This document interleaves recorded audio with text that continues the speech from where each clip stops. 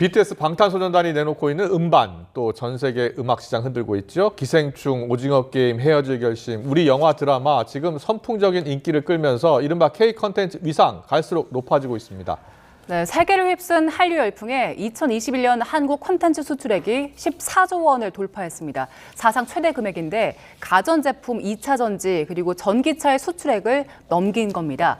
우리 콘텐츠의 저력 그리고 앞으로의 과제를 김원식 문화평론가와 짚어보겠습니다. 어서 오세요. 어서 오십시오. 네, 안녕하세요. 안녕하십니까. 네.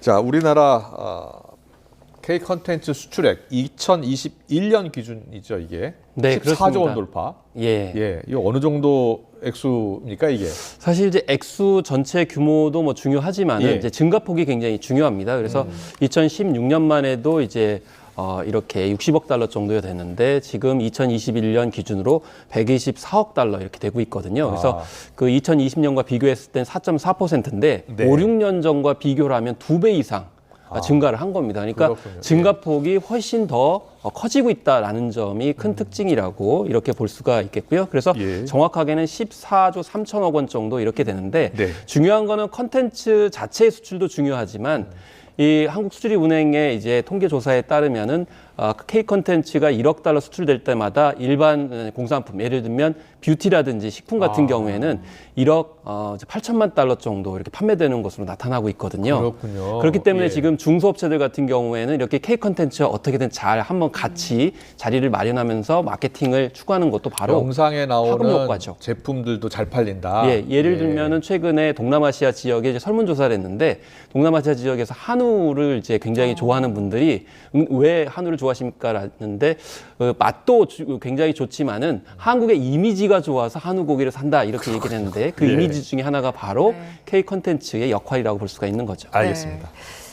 이 금액이 보니까 가전이나 2차 전지, 전기차 금액보다도 더 크더라고요. 이제 그게 제일 중요하죠. 예. 뭐 액수만 자체만 보면 이게 규모가 어떻게 되는지 잘 모르는데 사실 우리 한국이 이제 가전제품을 수출하기로 또 유명하지 않습니까? 예. 그런데 이 텔레비전이나 이 냉장고 같은 경우에는 86억 7천만 달러거든요. 그런데 K 콘텐츠는 124억 예. 이렇게 이제 등장을 하고 있기 때문에 그래서 이런 점에서 굉장히 차이가 이제 나고 있다는 점. 그래서 네. 2차 전지라든지 디스플레이 그리고 전기차보다도 훨씬 더 많이 판매되고 있어서 대개 예전에 보면 우리가 소프트 파워가 좀 약하다 이런 얘기 많이 했었어요. 네, 그래서 네. 하드웨어가 좀 내 산업 그런 이제 입지 시설이나 예. 2차 산업 이런 것들이 강조됐었는데 이제는 소프트 파워가 굉장히 강조되고 있다는 점을 실제로 결과로 보여주고 있다는 점이 큰 의미가 있겠죠. 알겠습니다. 이 평론가님 전문가시니까 우리 K 컨텐츠가 처음에는 아시아를 중심으로 인기를 끌다가 지금 보니까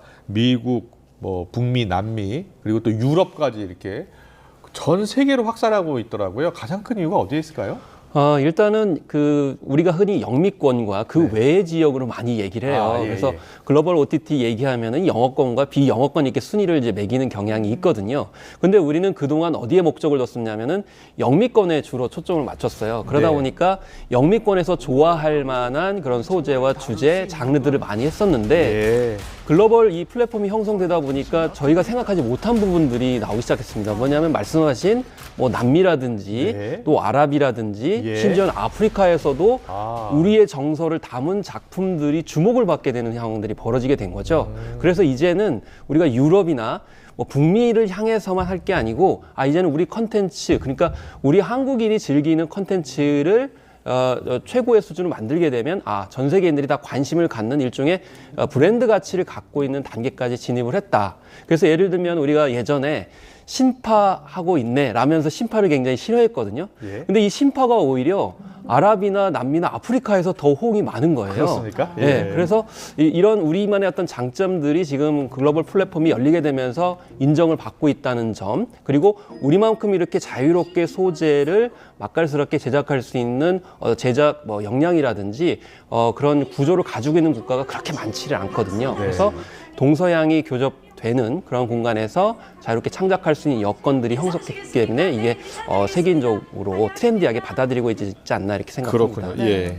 지금 박찬욱 감독 미국에 있습니다. 칸 국제영화제의 감독상을 수상하면서 이제 헤어질 결심이 굉장히 큰 관심을 모았었는데 지금은 골든글로브 비영어권 작품상 후보 올랐잖아요. 일단 전망들은 좀 엇갈리는 것 같아요. 평론가님 전망 어떠세요?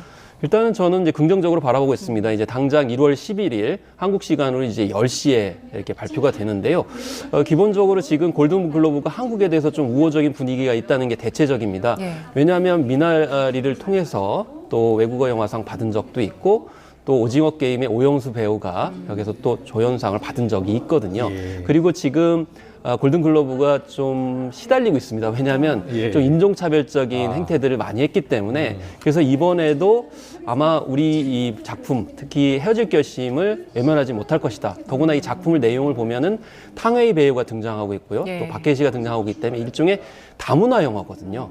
그래서 사실 영미권에서는 다문화 영화를 굉장히 높이 평가해요. 왜냐하면 특히 미국 같은 경우는 다문화로 만들어진 국가이기 때문에 네. 그래서 사실 박찬욱 감독은 이 점을 저는 처음부터 전략적으로 기획했다고 생각을 합니다. 그렇군요. 그래서 어느 자리에서 그렇게 이제 인터뷰를 했는데 우리는 이제 한국만의 그런 작품을 넘어서서 네. 동아시아가 같이 만들어야 된다. 그래서 탕웨이 배우 기용을 하고 그렇군요. 또 박해일 씨도 하니까 이게 결국 다국적성을 갖게 되니까 오히려 외국어 영화상으로는 이제 알맞춤이다. 저는 그렇게 생각을 합니다. 알겠습니다. 그리고 선풍적 인기를 끌었던 오징어 게임 시즌 2 지금 많은 세계적인 그 평론가들도 주목하고 있더라고요. 자, 올해 새롭게 촬영을 시작한다고요? 그렇습니다. 2023년에 이제 촬영을 1년 정도 할 상황이 벌어지게 되고 네. 이것을 이제 마무리 작업을 해서 아마 2024년 초에 공개할 것으로 이렇게 예측이 되고 있는데 지금 마음이 급한 거는 이제 팬들도 그렇지만 네. 넷플릭스가 마음이 급해요. 왜냐하면 예. 지금 다른 작품들이 별다른 성과를 보여주지 못하고 있는 그런 상황이거든요. 예. 그렇기 때문에 오히려 오징어 게임을 빨리 촬영을 해가지고 공개하고 싶은 것은 넷플릭스다 이렇게 보는 것이고 네. 구체적으로는 이제 정호연 씨가 쌍둥이 언니로 나 동생으로 나오는지에 대한 문제, 이정재 씨는 당연히 나오실 것이고 네. 과연 이제 이병헌 씨가 나오느냐, 그리고 영희의 또 단짝 친구죠. 철수 로봇이 나온다는데 그 철수 로봇은 어떤 역할을 할 것이냐. 철수 로봇이 나오는군요. 예, 그런 부분들이 이제 감독이 좀 실마리를 줬는데 네. 그런 것들이 좀 더 궁금증을 일으키는 것 같습니다. 네. 그리고 BTS 일단 맏형 진은 입대하면서 나머지 다른 멤버들은 솔로 활동 시작했잖아요. 근데 네, 얼마 그렇죠. 전 그 월드컵 개막식 때 정국 씨가 개막식에서 공연을 했어요. 그 장면은 어떻게 보셨어요? 이제 사실 개별 활동을 통해 가지고 나중에 완전체로 합체한다는 거거든요. 근데 제이홉의 공연을 보게 되면서 충분히 방탄소년단은 완전체로 활동하지 않는다 하더라도 그 팬덤과 영향력은 충분히 가능하다라는 것을 보여줬고 밝은 희망을 보여줬다고 생각을 합니다. 그래서 뭐 앞으로 이제 멤버들이 개별적으로 활동하는 것이 이게 좀 뭐 안 좋은 소식이 아니라 더 나은 발전을 위한 것이었다는 것을 중동에서 확인을 해줬다고 저는 생각을 합니다. 네.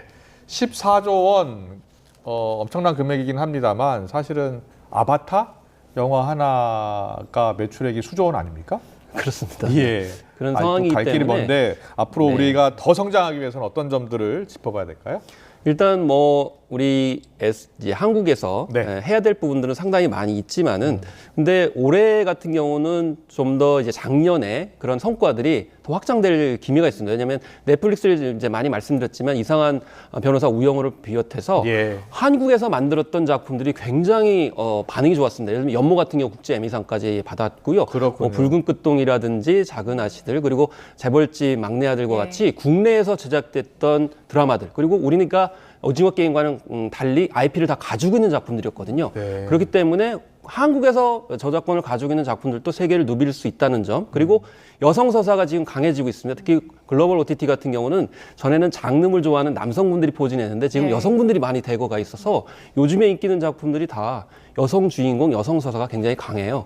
또 K-팝 같은 경우에도 지금 뭐 블랙핑크는 네. 말할 것도 없고 뭐 느르세라핌이라든지 뉴진스 그리고 에스파 이르기까지 다양한 4세대 걸그룹들이 활약을 하고 있기 때문에 네. 그런 두 가지 점에서 좀 더 우리가 잘할 수 있는 부분들을 강화하고 지원하면서 격려하는 노력들이 좀 필요하다고 생각합니다. 알겠습니다. BTS, 뭐 기생충, 또 오징어 게임, 그렇죠. 헤어질 결심 올해도 세계적으로 아주 인기를 끌 수 있는 그런 작품 나왔으면 좋겠습니다. 오늘 말씀 잘 들었습니다. 김원식 문화평론가와 함께 짚어봤습니다. 잘 들었습니다. 네, 감사합니다.